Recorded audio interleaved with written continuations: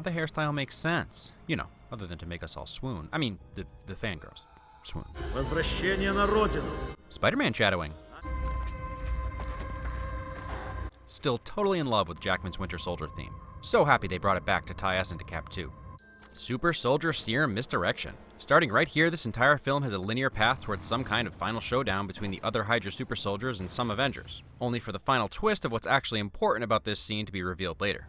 Love these giant location title cards. As far as the film goes, they make perfect sense. This movie jumps around a lot and very rarely to the same time or location, so each giant title card is like a reset signal to us that something new is about to begin, like a new chapter. It's also a huge payoff later on to anyone who knows the hometown of a particular superhero, where a small marker at the bottom may have been overlooked. Ha! One of the few times we've been on the receiving end of a Cap jump. And I didn't notice the first time, but Falcon is the one who drops him off. Cap hasn't stopped finding new and brutal ways to punish faceless goons. And now even Falcon has joined in the butt-kicking fun, by adding a little extra panache to his repertoire. Teamwork. I can't be the only one still totally impressed by Cap's shield skills, right? But man, no one ever misses an opportunity to kick someone across the room. I'll be honest, I used to think Falcon was a little lacking in a universe where Iron Man and War Machine exist, but shield wings and thermal digital targeting are starting to redeem him. In addition to new butt-kicking moves, Black Widow has also upgraded her parkour skills. Well, hey there. This cute little guy won my... Oh, now he's killing people. Man, Cap is the best. He may take some beatings that slow him down, and he can be bested a few times, but eventually he adapts and starts winning. He's such a satisfying character. Maybe it's sort of Avengers 2.5, but it's still a Cap movie. Making Crossbones a supervillain essentially created by Cap and Winter Soldier is a great setup to nail home that this is Cap 3, but also another perfect way to start the main discussion of Civil War.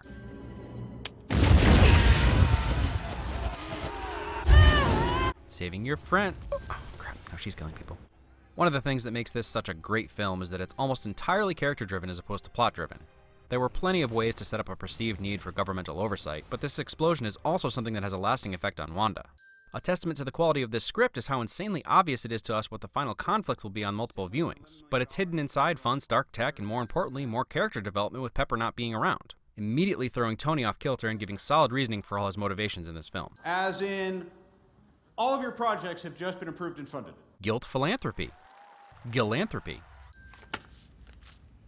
His name was Charlie Spencer. You murdered him. Try to save as many people as we can. Sometimes it doesn't mean everybody. But if we can't find a way to live with that, next time, maybe nobody gets saved. And there are your two opposing ideologies. Stark has no words and feels the full weight of his part played, and Cap can still see the good being done and all the worst that would happen without the Avengers' intervention. And what word would you use, Mr. Secretary? How about dangerous? I'd be upset if the Hulk dated my daughter too. Perspective shift win, with the Hulk presumably killing whoever took this footage with falling debris. Mission report, December 16, 1991.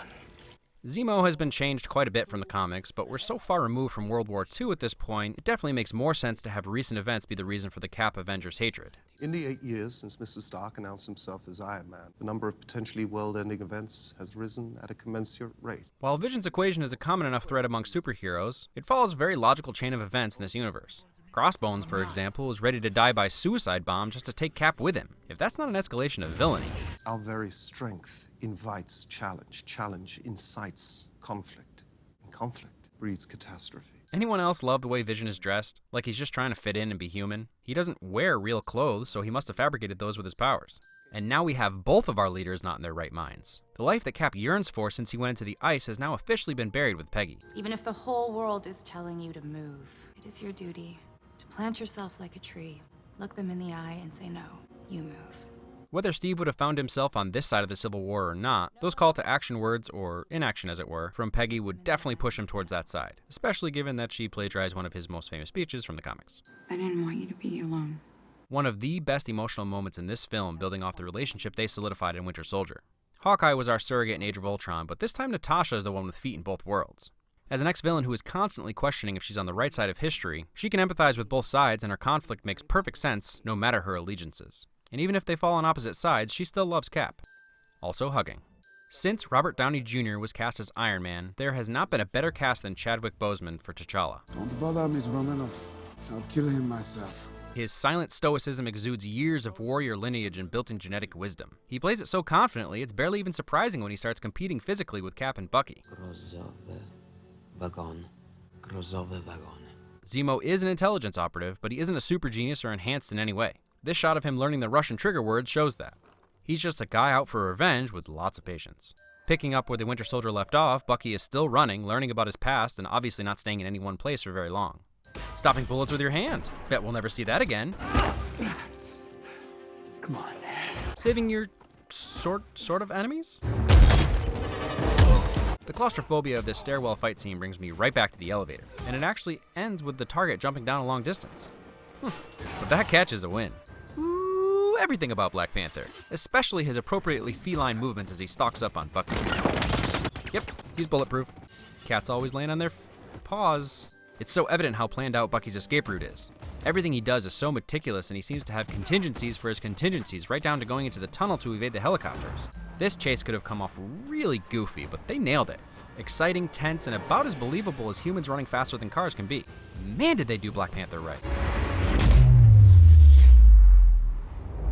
Somehow, that's not CGI.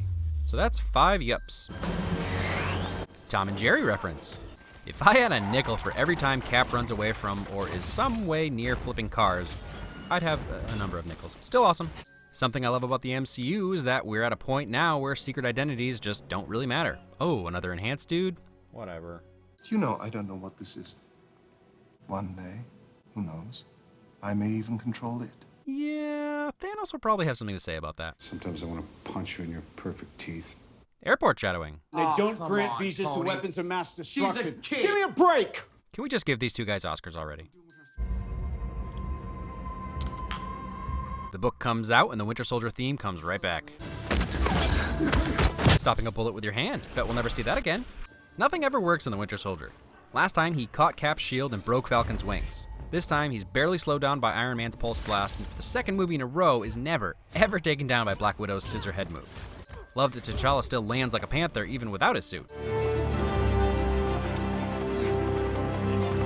What was I saying about swooning? I mean, yep. Returning the favor. Every win I give Black Widow for amazing fighting and parkour in large part actually goes to this woman. Super Soldier number 3, aka Heidi Moneymaker. She's the stunt double that makes some of this choreography look so amazing. As well as Jackson Spidell, Cap's double, and Aaron Toney, who does stunts for Falcon and Black Panther. And the misdirection continues. A super soldier that can best Bucky? These guys have to be our final battle, right? Beautiful beard win. Where's yours? And all the comic readers cheered. This is the payoff for giant location title cards. We met. You've been getting my emails, right? Both of them sending signals. Such a perfect intro for bumbling, awkward Peter Parker. So hard for me to believe that she's someone's aunt. Yeah, well, they come in all shapes and sizes, you know. True, just usually in this case less Marissa Tomei, more Angela Lansbury. I'm gonna sit here so you move the leg. That line. Tom Holland forgot his blocking where he's supposed to be and move in the scene, and so completely in character, Robert Downey Jr. asks him to move his leg so he can sit down. Funny moment of the nervous actor Tom and the nervous character Peter melding together. Because that's Robert Downey Jr., and Tony Stark, and Iron Man. Guess I should have knocked. What are you doing here? Fair question. 2 reasons. He owes Quicksilver his life, therefore will always feel responsible for Wanda. And also, he's the one that gave her that speech I winned in Age of Ultron that encouraged her to start tearing Ultron bots in half.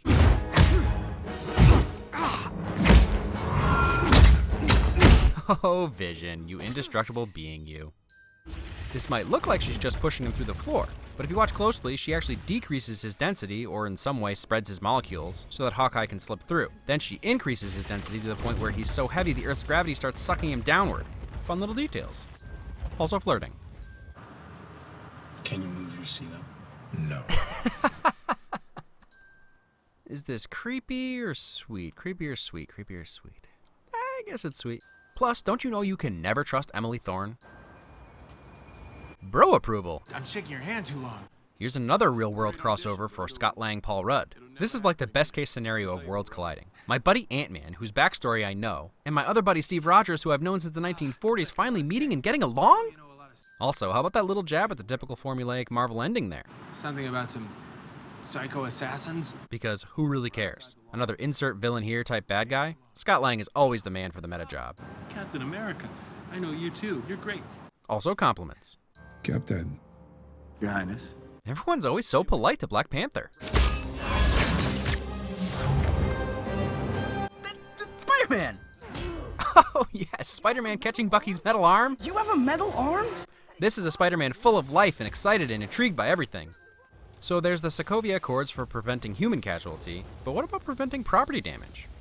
Honda Accords? Anyone? Eh? Too bad there are only Audis in the MCU. Missed opportunity. Oh god. Spidey sense! You couldn't have done that earlier? I hate you. Honesty. This is that scene where your inner child should be welling up with tears from so much excitement. Just making sure we're all on the same page. We fight.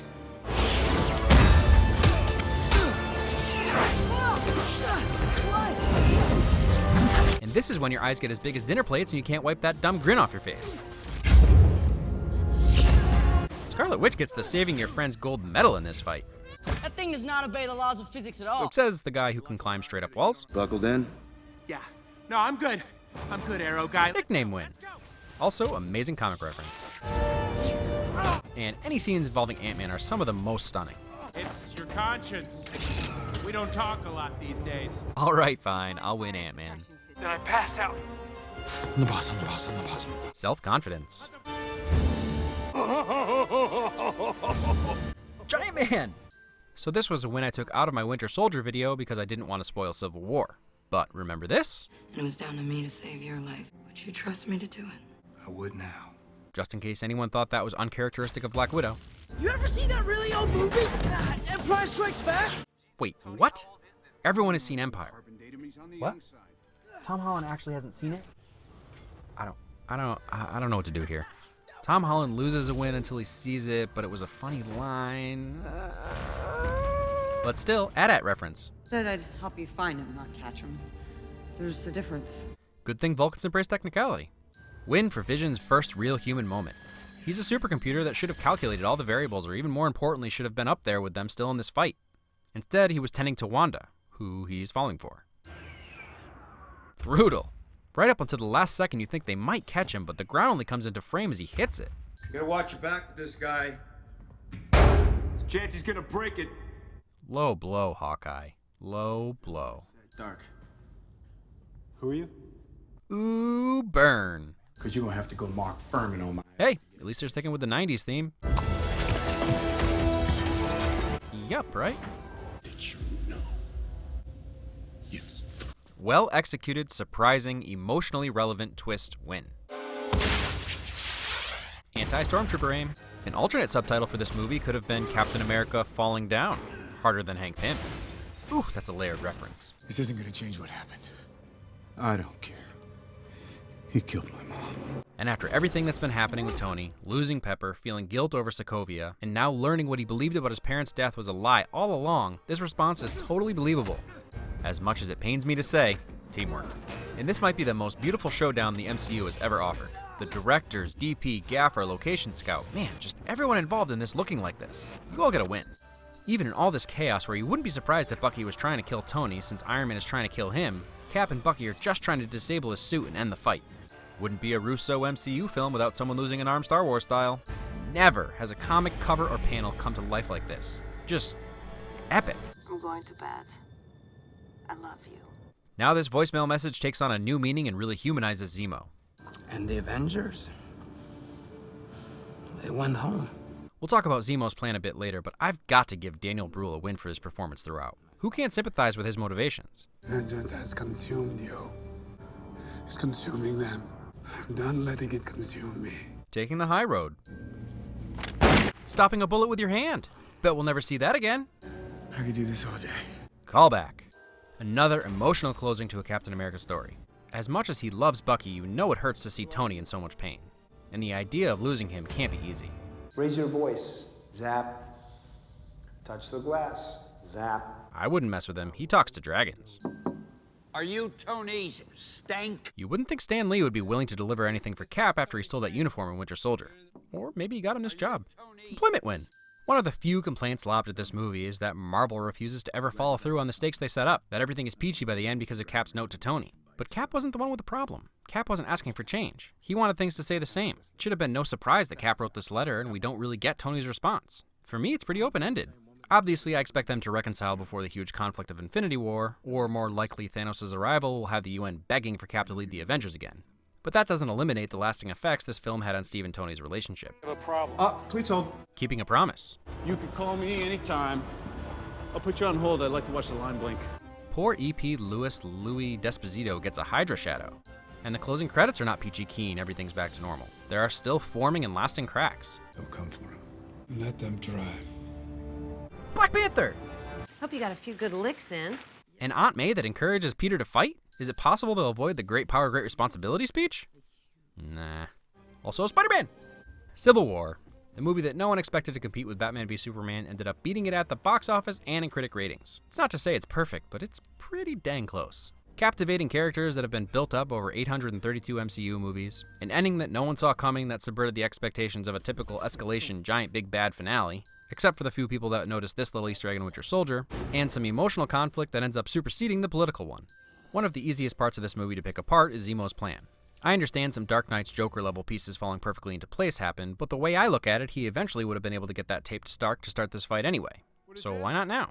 I'll first say that while I usually give villains credit for having bigger plans, higher motives, or the best of intentions, Zemo is a simple villain with a simple goal: revenge for the death of his family. And what better way to do that than to pit the two leaders of the team you feel is responsible against each other? I was going to talk through the entire thing with clips proving that it's not as convoluted as you might think. Instead, you can pause here and read it if you want.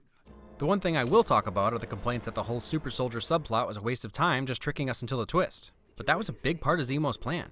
It's the reason he makes sure the real psychiatrist is discovered. He already knows he has at least Steve and Bucky headed to the Super Soldiers, but he was also trying to get Tony there as well. It's just a matter of making sure Tony's alerted to the switch he made, which would obviously lead him to believe Cap's original story about the Super Soldiers. It's also important to note that Zemo's plan has nothing to do with the Accords and wouldn't be affected by the Accords in any way. And everyone's favorite complaint is that a bunch of people other than Zemo had to do things a certain way for this plan to work. Except we're actually shown his plan not working. He was hoping to get the info about Siberia from the Handler, and he didn't. So he moved on to Plan B 2.3. Is it so hard to imagine that he had multiple plans and backup plans? Wouldn't it have been boring to watch him constantly pivoting instead of just showing whatever his backup plan was panning out? Zemo is at the very least a new, interesting villain. Did it? All the cast members we love are back and giving their all. The new additions of Tom Holland and Chadwick Boseman were superb choices for their respective roles. I'm super excited for both Black Panther and Spider-Man Homecoming because of this film. Everyone's got a gimmick now. The Russo brothers have now firmly proven that they know what they're doing. There's not just one narrative thread that leads to Civil War. It's layers upon layers upon layers of history and conflict. Tony resents, actually he says, God, I hated you. Before Steve was even back in the picture because of his father Howard's love for Cap. The tension between them has been building since the first Avengers. They're both emotionally compromised from personal relationship issues, and then you throw the final twist into the mix and their fight is totally believable, organic, and stands on its own. The most interesting thing happening in this film is the initial setup and switch of Tony and Steve. The government creation no longer trusts the organization that made him, and the self-made genius rebel is now looking for that organization to hold him accountable. The Winter Soldier was Steve's real awakening when it came to large organizations.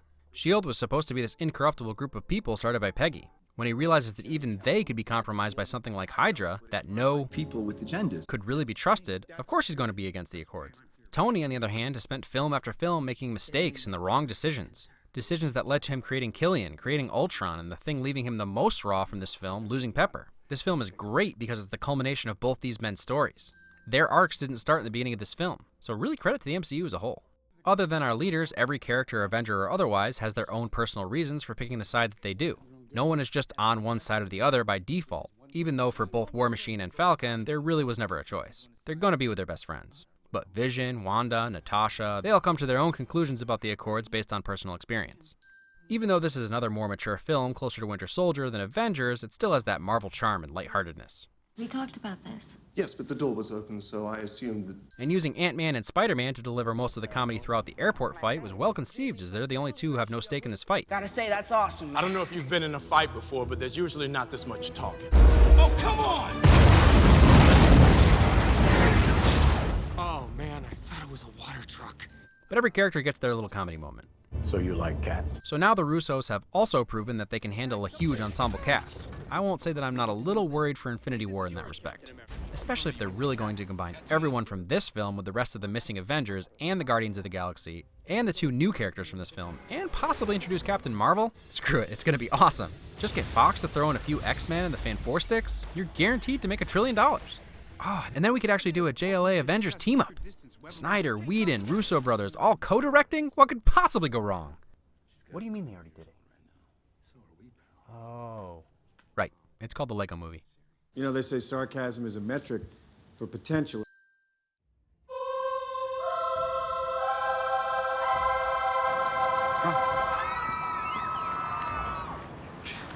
Captain America. Mr. Lang? Thanks for thanking of me.